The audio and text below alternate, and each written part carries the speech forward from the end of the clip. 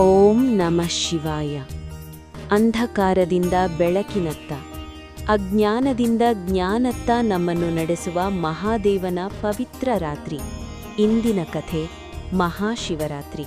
ಫಾಲ್ಗುಣ ಮಾಸದ ಕೃಷ್ಣ ಪಕ್ಷದ ಚತುರ್ದಶಿಯೆಂದು ಬರುವ ಪವಿತ್ರ ದಿನವೇ ಮಹಾಶಿವರಾತ್ರಿ.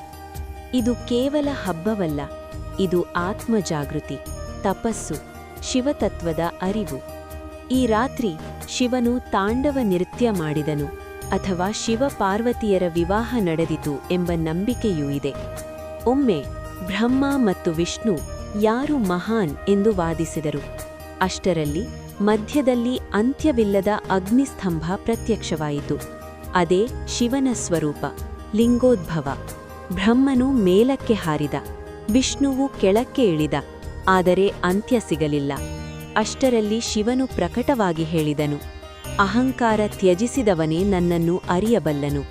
ಅಂದಿನಿಂದ ಶಿವಲಿಂಗ ಪೂಜೆ ಪ್ರಾರಂಭವಾಯಿತು. ಈ ದಿನವೇ ಮಹಾಶಿವರಾತ್ರಿ. ಈ ದಿನ ಉಪವಾಸ, ಜಾಗರಣೆ, ಅಭಿಷೇಕ ಮಾಡುವುದರಿಂದ ಪಾಪಗಳು ನಾಶವಾಗುತ್ತವೆ ಎಂದು ಶಾಸ್ತ್ರಗಳು ಹೇಳುತ್ತವೆ.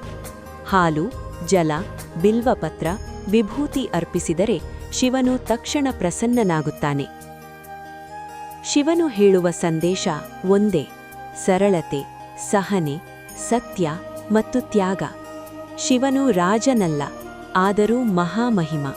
ಈ ಮಹಾಶಿವರಾತ್ರಿಯಲ್ಲಿ ನಿಮ್ಮ ಮನಸ್ಸಿನ ಅಂಧಕಾರವನ್ನು ದೂರ ಮಾಡಿ ಶಿವತತ್ವದ ಬೆಳಕನ್ನು ಹೃದಯದಲ್ಲಿ ಬೆಳಗಿಸೋಣ. ಓಂ ನಮಃ ಶಿವಾಯ.